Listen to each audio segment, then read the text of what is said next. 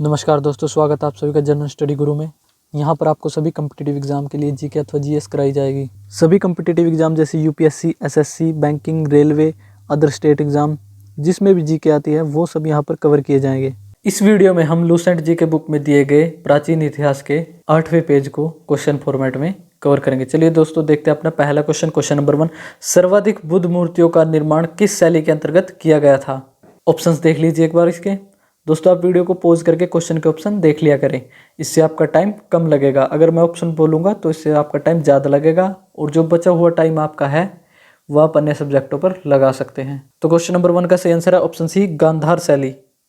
ये आपको ध्यान रखना है, इंपॉर्टेंट क्वेश्चन है दोस्तों। बढ़ते हैं अपने अगले क्वेश्चन की तरफ। क्वेश्चन नंबर 2, निम्न में से किस स्थान पर बौद्धों का नामग्याल मठ स्थित है? ऑप्शन देख लीजिए एक बार इसके।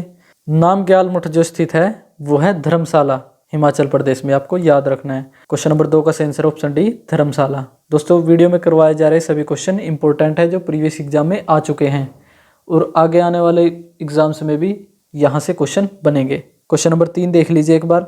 बौद्धों का प्रमुख मठ तवांग मठ किस स्थान पर है? ऑप्शंस देख लीजिए एक बार इसके। तो क्वेश्चन नंबर 3 का सही आंसर है ऑप्शन सी, अरुणाचल प्रदेश में। तवांग मठ जो है वो अरुणाचल प्रदेश में है। क्वेश्चन नंबर 4, ऋग्वेद में शिव के लिए किस देवता के नाम का उल्लेख किया गया है? ऑप्शन देख लीजिए एक बार इसके।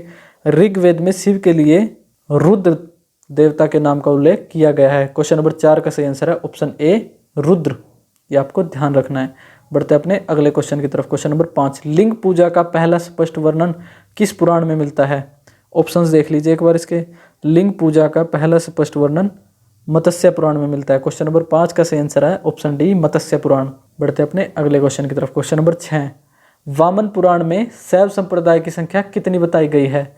वामन पुराण में शैव संप्रदाय की संख्या बताई गई है 4। ये आपको ध्यान रखना है। क्वेश्चन नंबर 6 का सही आंसर है ऑप्शन बी, 4। बढ़ते अपने अगले क्वेश्चन की तरफ। क्वेश्चन नंबर 7, निम्न में से कौन आजीवक संप्रदाय के संस्थापक थे? ऑप्शंस देख लीजिए एक बार इसके। आजीवक संप्रदाय के संस्थापक थे मखलीपुत्र गोशाल। क्वेश्चन नंबर 7 का सही आंसर है ऑप्शन बी, मखलीपुत्र गोशाल। ये आपको ध्यान रखना है। बढ़ते अपने अगले क्वेश्चन की तरफ। क्वेश्चन नंबर 8, कापालिक संप्रदाय के इष्ट देव कौन थे? कापालिक संप्रदाय के इष्ट देव थे भैरव। क्वेश्चन नंबर 8 का सही आंसर है ऑप्शन सी, भैरव। ध्यान रखना आपको। बढ़ते अपने अगले क्वेश्चन की तरफ। क्वेश्चन नंबर 9, लिंगायत संप्रदाय किस स्थान पर प्रचलित था? ऑप्शंस देख लीजिए एक बार इसके। लिंगायत संप्रदाय जो था वो दक्षिण में प्रचलित था, ये आपको ध्यान रखना है। क्वेश्चन नंबर 9 का सही आंसर है ऑप्शन डी, दक्षिण में। बढ़ते अपने अगले क्वेश्चन की तरफ। क्वेश्चन नंबर 10, बसव पुराण में लिंगायत संप्रदाय के प्रवर्तक कौन थे? वीडियो को पॉज करके एक बार ऑप्शंस देख लीजिए इसके। तो इस क्वेश्चन का सही आंसर है ऑप्शन बी, अल्लभ प्रभु। क्वेश्चन नंबर 10 का सही आंसर है अल्लभ प्रभु, ऑप्शन बी। बसव पुराण में लिंगायत संप्रदाय के प्रवर्तक थे अल्लभ प्रभु। बढ़ते अपने अगले क्वेश्चन की तरफ। क्वेश्चन नंबर 11, नाथ संप्रदाय की स्थापना किसने की थी? इंपॉर्टेंट क्वेश्चन दोस्तों। नाथ संप्रदाय की स्थापना की थी मत्स्येंद्रनाथ ने। किसने? ऑप्शन ए, मत्स्येंद्रनाथ ने नाथ संप्रदाय की स्थापना की थी। क्वेश्चन नंबर 11 का सही आंसर है ऑप्शन ए, मत्स्येंद्रनाथ। ये आपको ध्यान रखना है। बढ़ते अपने अगले क्वेश्चन की तरफ। क्वेश्चन नंबर 12, पल्लव काल में नायनार संतों की संख्या कितनी बताई गई है? ऑप्शंस देख लीजिए एक बार इसके। पल्लव काल में नायनार संतों की संख्या जो बताई गई है वो बताई गई है 63। क्वेश्चन नंबर 12 का सही आंसर है ऑप्शन सी, 63। ये आपको याद रखना है दोस्तों। सभी क्वेश्चन वीडियो में जो भी करवाए जा रहे हैं वो बहुत ही इंपॉर्टेंट है, परीक्षा में आने की पूरी संभावना है। बढ़ते अपने अगले क्वेश्चन की तरफ। क्वेश्चन नंबर 13, एलोरा के प्रसिद्ध कैलाश मंदिर का निर्माण किसने करवाया था? एलोरा के प्रसिद्ध कैलाश मंदिर का निर्माण करवाया था राष्ट्रकूटों ने। ये आपको ध्यान रखना है। क्वेश्चन नंबर 13 का सही आंसर जो है ऑप्शन डी, राष्ट्रकूटों ने कैलाश के मंदिरों का निर्माण करवाया। बढ़ते अपने अगले क्वेश्चन की तरफ। क्वेश्चन नंबर 14, कुषाण शासकों की मुद्राओं पर किसका अंकन प्राप्त होता है? ऑप्शंस देख लीजिए एक बार ध्यान से इसके। कुषाण शासकों की मुद्राओं पर शिव एवं नंदी का अंकन मिलता है। क्वेश्चन नंबर 14 का सही आंसर है ऑप्शन सी, शिव एवं नंदी। ये आपको ध्यान रखना है। बढ़ते अपने अगले क्वेश्चन की तरफ। क्वेश्चन नंबर 15, वैष्णव धर्म का विकास किस धर्म से हुआ है? इंपॉर्टेंट क्वेश्चन दोस्तों। वैष्णव धर्म का विकास भगवत धर्म से अथवा भागवत धर्म से हुआ है। क्वेश्चन नंबर 15 का सही आंसर है ऑप्शन बी, भगवत धर्म। क्लियर है दोस्तों। बढ़ते अपने अगले क्वेश्चन की तरफ। क्वेश्चन नंबर 16, वैष्णव धर्म के प्रवर्तक कौन थे? ये भी इंपॉर्टेंट क्वेश्चन है दोस्तों। ऑप्शंस देख लीजिए एक बार इसके। वैष्णव धर्म के प्रवर्तक थे Krishna, option A question number 16 का सही आंसर है। ये आपको ध्यान रखना है। वैष्णव धर्म के प्रवर्तक थे कृष्ण। क्लियर है दोस्तों। बढ़ते अपने अगले क्वेश्चन की तरफ। क्वेश्चन नंबर 17, विष्णु के 10 अवतारों का उल्लेख किस पुराण में मिलता है? ऑप्शंस देख लीजिए एक बार इस क्वेश्चन के। विष्णु के 10 अवतारों का उल्लेख मिलता है मत्स्य पुराण में। क्वेश्चन नंबर 17 का सही आंसर है ऑप्शन डी मत्स्य पुराण। ये आपको याद रखना है। बढ़ते हैं अपने अगले क्वेश्चन की तरफ। क्वेश्चन नंबर 18, गुप्त काल में विष्णु का कौन सा अवतार सर्वाधिक प्रसिद्ध था? ऑप्शंस देख लीजिए एक बार इसके। गुप्त काल में विष्णु का कौन सा अवतार प्रसिद्ध था? वराह अवतार। क्वेश्चन नंबर 18 का सही आंसर है ऑप्शन डी वराह। ये आपको ध्यान रखना है।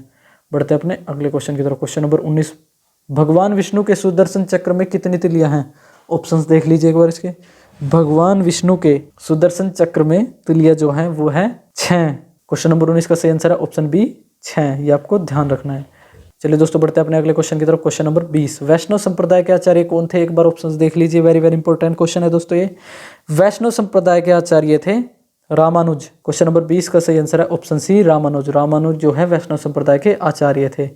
बढ़ते हैं अपने अगले क्वेश्चन की तरफ। क्वेश्चन नंबर 21, रुद्र संप्रदाय किस मत से संबंधित थे?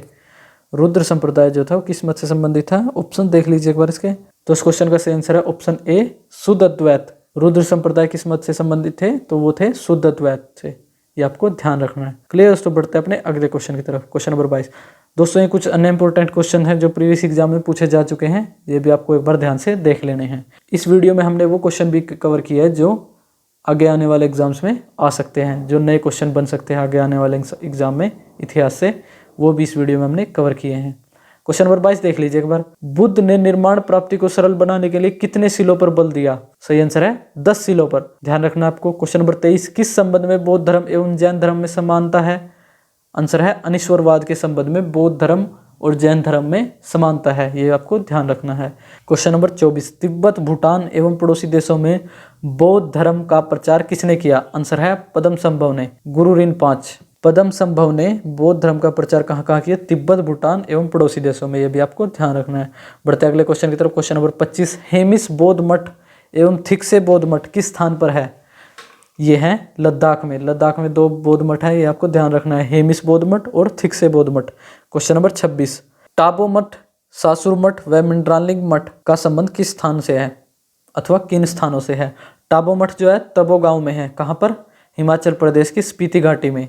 सासुर मठ जो है लाहौल स्पीति में है, ये भी पड़ता है हिमाचल प्रदेश में। सासुर मठ भी हिमाचल प्रदेश में और टाबो मठ भी हिमाचल प्रदेश में। मिंड्रालिंग मठ जो पड़ता है वो है उत्तराखंड के देहरादून में। ये भी आपको ध्यान रखना है। क्लियर है दोस्तों? बढ़ते अपने अगले क्वेश्चन की तरफ। क्वेश्चन नंबर 27, अथर्ववेद में शिव को क्या कहा गया है? अथर्ववेद में शिव जी को कई नामों से जाना गया है, जैसे भव, श्रव, पशुपति एवं भूपति। ये आपको ध्यान रखना है। किस वेद में? अथर्ववेद में। क्वेश्चन नंबर 28, रुद्र की पत्नी के रूप में पार्वती का नाम कहाँ पर मिलता है? रुद्र की पत्नी के रूप में पार्वती का नाम तैत्तिरीय आरण्यक में मिलता है।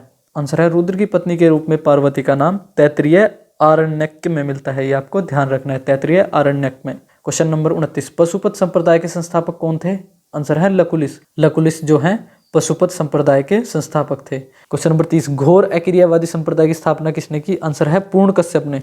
पूर्ण कश्यप ने घोर अक्रियावादी संप्रदाय की स्थापना की। क्वेश्चन नंबर 31, आचार्य अजीत द्वारा स्थापित संप्रदाय कौन सा था? आंसर है यदृच्छायावाद संप्रदाय।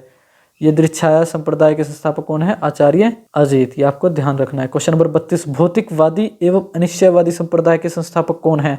भौतिकवादी जो संप्रदाय उसके संस्थापक है पकुद कच्चायन और अनिश्चयवादी जो संप्रदाय है उसके संस्थापक है संजय वेठलीपुत्र। ये आपको ध्यान रखना है। इंपॉर्टेंट क्वेश्चन है दोस्तों ये सभी। क्वेश्चन नंबर 33, पशुपत संप्रदाय के अनुयायी को क्या कहा गया है? पशुपत संप्रदाय के अनुयायियों को कहा गया है पंचार्थिक।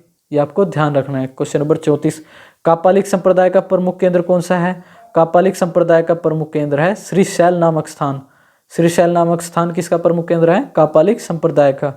जितने भी संप्रदाय हैं और उनके संस्थापकों के नाम आपको याद रखना है। क्वेश्चन नंबर 35, लिंगायतों का मुख्य धार्मिक ग्रंथ कौन सा है? लिंगायतों का मुख्य धार्मिक ग्रंथ है शून्य संपादने। क्वेश्चन नंबर 35 का सही आंसर है शून्य संपादने। क्वेश्चन नंबर 36, तंजौर में प्रसिद्ध राजराजेश्वर शैव मंदिर का निर्माण किसके द्वारा करवाया गया? आंसर है चोल शासक राजराज प्रथम ने। राजराज प्रथम ने जो कि एक चोल शासक थे, उन्होंने राजराजेश्वर शैव मंदिर का निर्माण करवाया। कहाँ पर? तंजौर में। क्वेश्चन नंबर 37, नारायण के पूजक मूलतः क्या कहे जाते थे? आंसर है पंचरात्र। नारायण के पूजक पंचरात्र कहलाते थे। क्वेश्चन नंबर 38, कृष्ण का उल्लेख सर्वप्रथम किस उपनिषद से मिला था? कृष्ण का उल्लेख सर्वप्रथम छांदोग्य उपनिषद से मिला था, ये भी आपको ध्यान रखना है। क्वेश्चन नंबर 39, वासुदेव कृष्ण का सबसे प्रारंभिक अभिलेख उल्लेख किस शतम लेख में पाया गया?